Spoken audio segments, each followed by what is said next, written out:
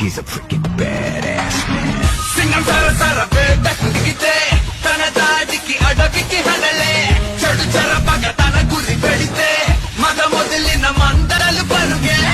మరుగున పడుతున్నటువంటి ఎడ్ల పందాలను ఇంత పెద్ద ఎత్తున ఒక ఐపీఎల్ మ్యాచ్ ని ఏ రకంగా అయితే ఇంట్రెస్ట్ క్రియేట్ చేసి చేస్తారో ఈ పెద్ద ఎత్తున ఆడిటోరియం గ్యాలరీ ఫీల్ కట్టి నేను రాగానే చూశాను. మా వాళ్ళకి చెప్తా ఉన్నా, మంచి ఫోటోగ్రాఫ్స్ తీసుకోండి, మనం రీక్రియేట్ చేస్తే ఇట్లా చేయాలి, అద్భుతంగా చేశారు, చాలా మంచి ఏర్పాట్లు చేశారు అనేటువంటిది ఆర్గనైజర్స్ అందరినీ కూడా హృదయపూర్వకంగా అభినందిస్తా ఉన్నా. మరుగున పడుతున్నటువంటి ఎడ్ల పందాలను మళ్ళీ ఐపీఎల్ స్థాయికి తీసుకెళ్లి మేము కూడా మా నేటివ్ పోటీలని చూపిస్తామని సత్తా చూపించినటువంటి వాళ్ళందరికీ హృదయపూర్వకంగా ధన్యవాదాలు తెలియజేసుకుంటా. ఇవాళ రాజకీయాల్లో ఉన్నటువంటి మేము అందరం కూడా గ్రామ స్థాయి రాజకీయాల నుంచి వచ్చిన వాళ్ళం, గ్రామాల్లో పుట్టి పెరిగిన వాళ్ళం, రైతు కుటుంబాల నుంచి వచ్చిన వాళ్ళం, ఎడ్ల పందాలు, ఎడ్ల మీద మమకారంతో పెరిగినటువంటి వాళ్ళమే. బహుశా మీకు రాయలసీమ ప్రాంతానికి ఇక్కడికి ఉన్నటువంటి తేడా మీకు చెప్పాలి. మీకు ఎడ్లపాక ఇంటికి దూరంగా ఉంటుంది, మాకు మాత్రం ఎడ్లపాకని దాటిన తర్వాతే మా ఇంట్లోకి వెళ్లేలా ఉంటుంది. ఇంట్లో పిల్లల్ని ఎట్లా చూస్తామో వాటిని కూడా అట్లానే చూసుకోవాలని నిత్యం అనే రకంగా ఉండేటువంటివి.